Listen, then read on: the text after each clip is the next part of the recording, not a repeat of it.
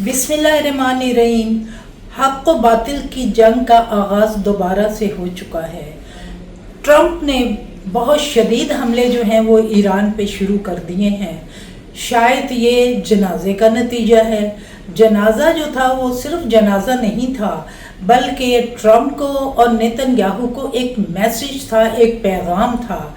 और वो पैगाम ये था, जो उनको ट्रंप को और नेतन्याहू को समझ आया है, वो ये है कि हम ईरान की सरजमीन पे साजिशों से तब्दीली नहीं ला सकते, लिहाजा हमको ऊपर ही से वार करना पड़ेगा और हम ईरान को मिटा देंगे।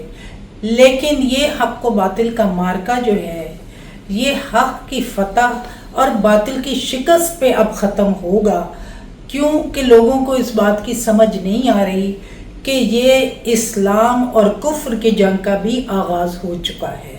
यहाँ एक सवाल ये भी पैदा होता है कि शहबाज शरीफ साहब जो फॉर्म 47 के वज़ीर आज़म हैं, इतना फरमाइए आप कि आपकी सालिसी कहाँ गई। आपने तो बहुत ज़्यादा ढोल बजाया था कि जी हमने सालिसी करा दी है, हमने मुआहदा करा दिया है, हमारे फ़लाँ जगह दोहा में सिग्नेचर हो गए हैं, फ़लाँ जगह सिग्नेचर हो गए हैं, और जो ये अपना जो है मुआहदा जंग बंदी हो चुका है। बात यह है कि ईरान किसी कीमत पे जो है ना बच्चा बच्चा कट मरेगा। हरमस जो है वो किसी के कब्ज़े में नहीं देगा, वो ईरान ही के कब्ज़े में रहेगा।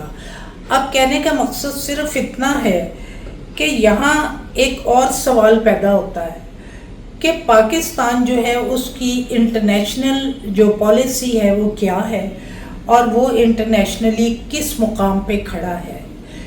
ये जंग जो है, ये जंग इसलिए भी शुरू हुई कि इस जनाजे में 100 मुल्कों के सरबराहान ने शिरकत की, और अगर कोई सरबराह नहीं आया तो उसने अपना वफ्द भेजा, और उसने जो है वो साबित कर दिया कि ईरान जो है एक पुरअमन मुल्क है और वो लड़ाई नहीं चाहता, जंग नहीं चाहता।